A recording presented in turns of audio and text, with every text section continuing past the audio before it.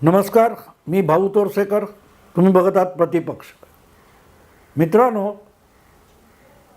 जवळजवळ 6 आठवड्यापूर्वी मी जयपूरला गेलो होतो, राजस्थानची राजधानी.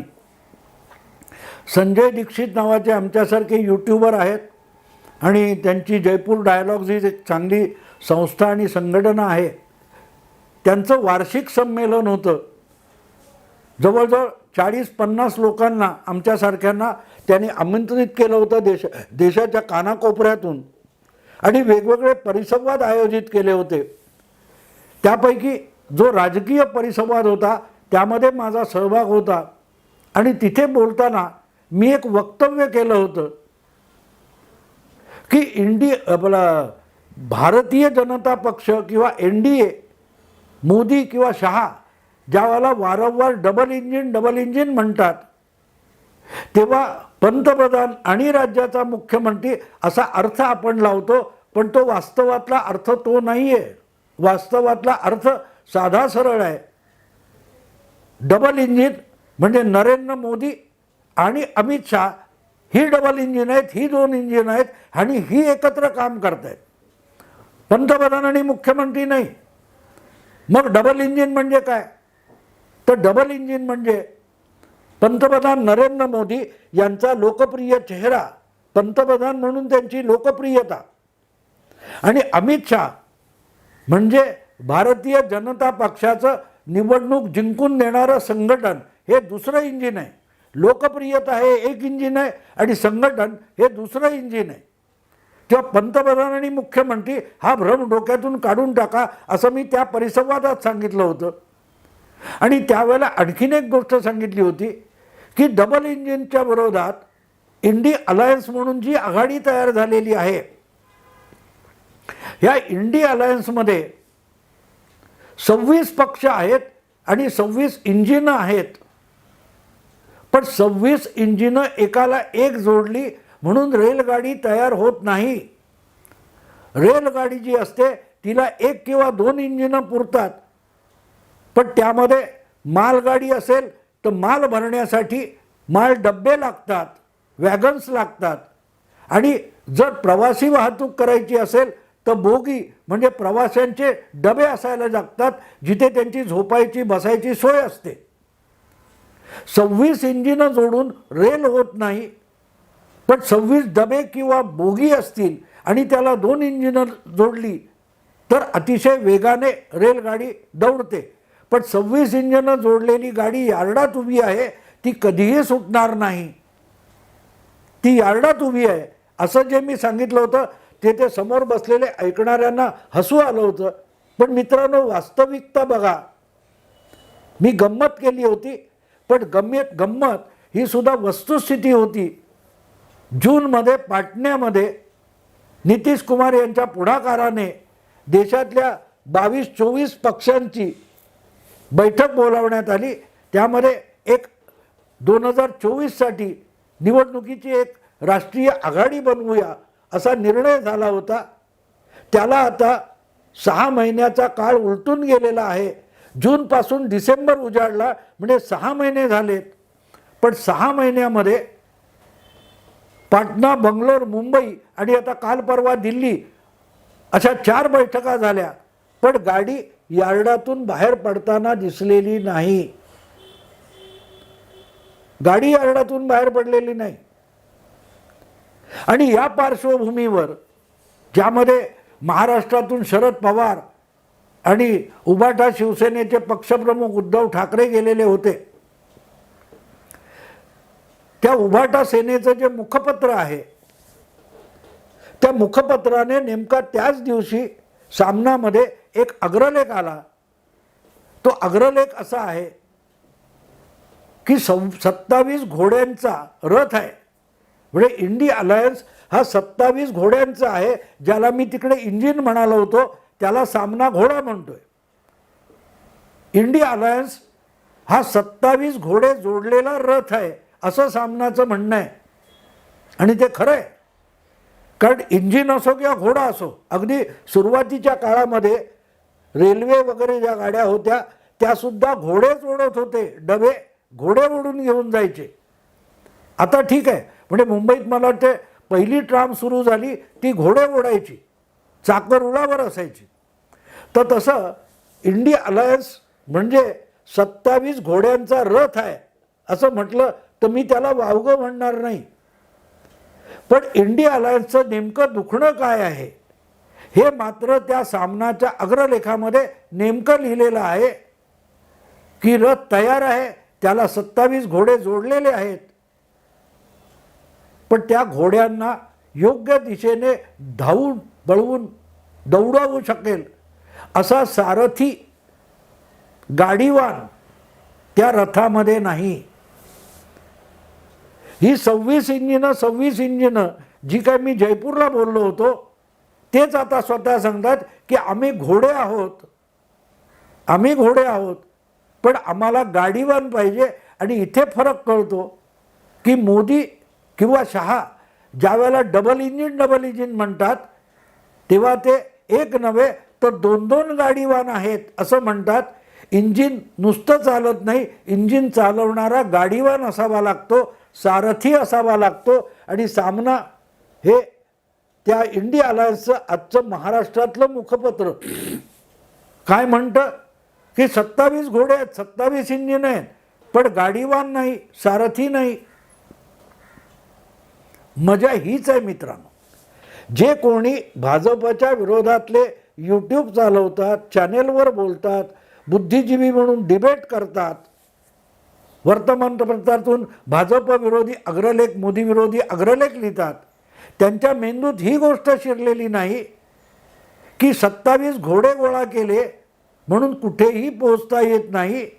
ते घोडे दौडवणारा गाडीवान लागतो. हे त्या आघाडीमध्ये बसून सामनाचे संपादक सांगतात. सामनाचे संपादक उद्धव ठाकरे आहेत, कार्यकारी संपादक संजय राऊत आहेत. आणि हे दोघे मिळून सांगतात की ती जी घोड्याचा तबेला भरवला, मुंबईत भरवला, पाटण्यात भरवला, बंगलोरला भरवला आणि आता तबेला कुठचा तर दिल्ली. आम्ही दिल्लीला जी इंडिया अलायन्सची बैठक बोलवण्यात आलेली आहे ती बैठक म्हणजे एक तबेला आहे. त्याला रथ म्हणता येत नाही. घोडा ओढतो तो रथ असतो आणि तो रथ ओढण्यासाठी 27 घोडे जोडलेत, पण त्यांना पळवणारा कोणीही सारथी नाही. ही समस्या आहे. आणि मग सारथी याचा अर्थ त्यांचं म्हणणं बरोबर आहे की कोणीतरी एकदा एक माणूस या गोष्टीचा एक समन्वयक असला पाहिजे, सूत्रधार असला पाहिजे, गाडीवान असला पाहिजे. आणि मित्रांनो, ही गंमत परत लक्षात घेण्यासारखी आहे की सारथी जो असतो तो रथात बसलेल्या लोकांना किंवा योद्ध्यांना रणांगणात योग्य जागी घेऊन जात असतो. योग्य जागी घेऊन जाणारा तो सारथी असतो. पण इथे गंमत अशी आहे ही रथाला 27 घोडे जोडलेत पण सारथ्याचा पत्ता नाही. म्हणून काय त्या रथामध्ये बसलेले एकापेक्षा एक महारथी आज त्या आघाडीमध्ये आहेत, पण त्यांना कुठल्या दिशेने घेऊन जायचं हे ठरवणाराच कोणी नाही आहे. त्यामुळे बैठक घ्यायची की नाही हे कोणी ठरवायचं. सामनाचा अग्रलेख पहिल्यांदा कौतुकास्पद वाटला मला. आणि म्हणून पाटणा, बंगलोर, मुंबईला जी बैठक झाली 31 ऑगस्ट आणि 1 सप्टेंबर तेव्हा ठरवण्यात आलं होतं की या पुढची बैठक भोपाळला होईल. पण भोपाळची बैठक बोलवणार कोण, तिथला यजमान कोण असेल, त्याचं स्थळ कोणी ठरवायचं, तिथली व्यवस्था कोणी करायची, हाच माणूस नव्हता. म्हणजे समन्वयक नव्हता, कन्व्हेनर नव्हता, सूत्रधार नव्हता, गाडीवान नव्हता. त्यामुळे गाडी काय म्हणतात त्या घोडा रथ हा 27 घोडे जोडलेला आहे, पण तो कुठल्या दिशेने दौडवायचा हे ठरवणारा गाडीवान लागतो. आणि त्याचाच अजून पत्ता नाही. 6 महिने उलटून गेलेले आहेत. 6 महिने उलटून गेलेले आहेत. आणि आपण ही आघाडी का बनवली हे प्रत्येकाला माहिती आहे. पण ती आघाडी ज्या रणांगणात घेऊन जायची आहे ते रणांगण कुठे आहे, ते रणांगणापर्यंत या 27 महारथी जे आहेत त्यांना घेऊन जाणारा सारथी उपलब्ध नाही आहे. आणि याच कारणास्तव त्या बैठकीतून संतप्त होऊन बैठक संपल्यावर कोणाशीही न बोलता नितीश कुमार आणि लालू यादव निघून गेले. आत्तासुद्धा या बैठकीमध्ये समन्वयक कोण हे ठरलेलं नाही. मग कधी होणार आहे ह्या रथाला रणांगणात कोण घेऊन जाणार आहे? आणि इथे गंमत कळते की तुम्ही एकत्र येऊन ठरवताय, बसताय, खाता पिता आणि निघून जाता. एखाद्या लग्नामध्ये लोक येतात, काही त्या शुभेच्छा देतात, एकमेकाला पुष्पगुच्छ देतात. तसं काल बघत होतं, उद्धव ठाकरे कोणाला तरी काय तो पुष्पगुच्छ देत होते, केजरीवाल ममता दिदींना पुष्पगुच्छ देत होते. पण पुढे काय? पुढे काहीच नाही. आणि मग परिस्थिती अशी येते की तिथली जी नवरा बायको नवीन लग्न झालेली आहेत त्यांना आपलं आपलं घर चालवायचं असतं. येऊन गेलेले जे कोणी लोक असतात त्यांना आपापलं घर म्हणजे तो एक लग्न समारंभ भरतो. त्यापेक्षा इंडिया अलायन्सच्या या सगळ्या बैठका यांना काडी मात्र इतर अर्थ नाही आहे. याचं कारण त्यांच्यासमोर उद्दिष्ट नाही आहे. त्यांना आपली ताकद माहिती नाही आहे. आणि माहिती असेल तर मग लढण्याचा देखावा करायचा या पलीकडे त्यांच्या डोळ्यासमोर कुठलंही उद्दिष्ट नाही आहे. काल मी त्या जयपूर डायलॉगचे संजय दीक्षित यांच्याबरोबर एका चर्चेमध्ये त्यांच्या हिंदीतल्या सामील झालो होतो. तेव्हा त्यांनी मला असा प्रश्न विचारला की खरगेचं नाव पक्क झालेलं आहे. खरगे जी का नाम पक्का हुआ है अगले प्राइम मिनिस्टर. मी संजय दीक्षितना म्हणालो कि बिल्कुल आप भी बाइडेन की जगह अमेरिका के अध्यक्ष हो सकते हैं, क्यों नहीं हो सकते? आप अगर चुनाव भी लड़ नहीं सकते फिर भी आप बाइडेन के सामने आपका नाम पेश किया जा सकता है. मी त्यांना एकच सांगितलं साधं सरळ, हे खरगेचं नाव पुढे आलेल्याबद्दल. म्हटलं ममता दिदींनी खरगेंचं नाव सुचवणं म्हणजे काय हे समजून घ्या. जी गोष्ट ममता दिदींना खरगेंना देताच येणार नाहीये, काँग्रेसला देताच येणार नाहीये, ती गोष्ट ममता दिदी काँग्रेसला द्यायला तयार झालेल्या आहेत. जी गोष्ट त्यांच्याकडे नाही आहे. म्हणजे उदाहरणार्थ माझ्याकडे खिशात 5,000 रुपये पण नसतील आणि मी तुम्हाला 5 कोटी रुपये देतो असं आश्वासन मी जर देत असेल तर ते बोगस असतं. तुम्ही माझ्याकडे 500 रुपये मागाल, माझ्याकडे 5,000 रुपये आहेत, त्या 5,000 पैकी 500 रुपये मी तुम्हाला देणार नाही पण 5 कोटी रुपये देईन. हे जितकं खोटं असतं तितकंच ममता दिदींनी खरगेंचं नाव सुचवणं खोटं आहे. ममता दिदी जे देऊ शकतात ते काँग्रेसला द्यायला ममता दिदी तयार नाहीत. ही वस्तुस्थिती आहे. बंगालमध्ये सगळ्यात बलवान पक्ष ममता दिदींचा तृणमूल काँग्रेस पक्ष आहे आणि बंगालमधून लोकसभेवर 42 जागा निवडून जातात. त्या 42 पैकी 12 जागा काँग्रेसला द्याव्यात आणि 30 जागा ममता दिदीने लढवाव्यात असं सीट शेअरिंग जागा वाटप होऊ शकतं. ममता दिदी 12 जागा काँग्रेसला द्यायला तयार आहेत का? गेल्या वेळेला जी निवडणूक झाली त्यामध्ये 22 जागा ममता दिदींनी जिंकल्या, 18 जागा भाजपने जिंकल्या आणि 2 काँग्रेसने जिंकल्या. अशी 42 जागांचं वाटप आहे. ममता दिदींकडे ऑलरेडी 22 जागा जिंकलेल्या आहेत. त्यापेक्षा अधिक 10 जागा त्यांनी लढवल्या तर 32 जागा ममता दिदींना मिळू शकतील.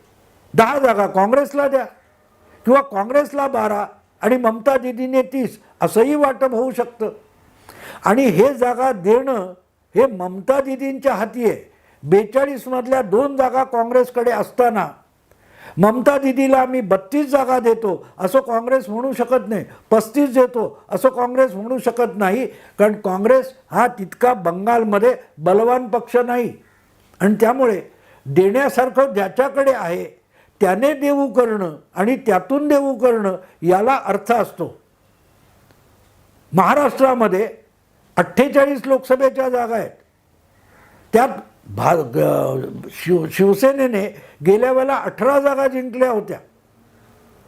त्यामुळे जागा वाटप करायची वेळ आली तर काँग्रेसने 1 आणि राष्ट्रवादीने 4 जिंकल्या होत्या.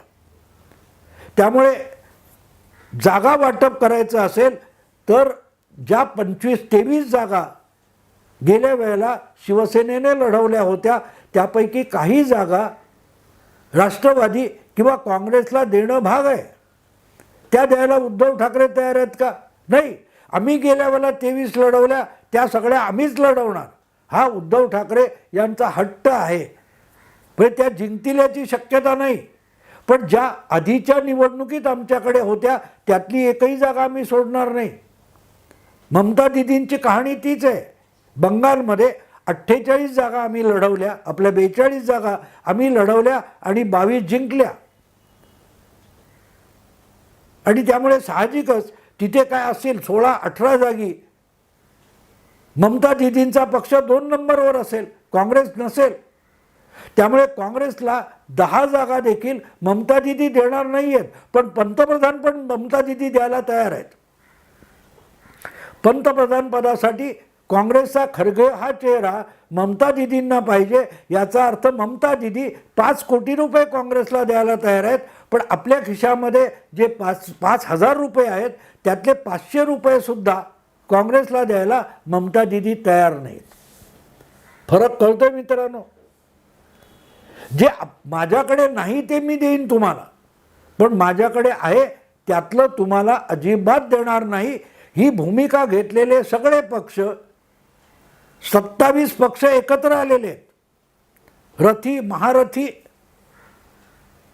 आणि यांना समोर बसवून तुम्हाला एवढं शेजारच्याला द्यावं लागेल आणि शेजारच्याला एवढं तुम्हाला द्यायला लागेल असं कान पकडून दरडावू शकणारा, समजावू शकणारा जो असतो तो सारथी असतो.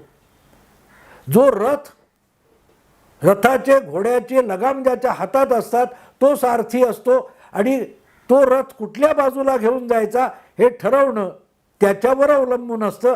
असा आज त्या इंडिया अलायन्समध्ये कोणीही नाही आहे.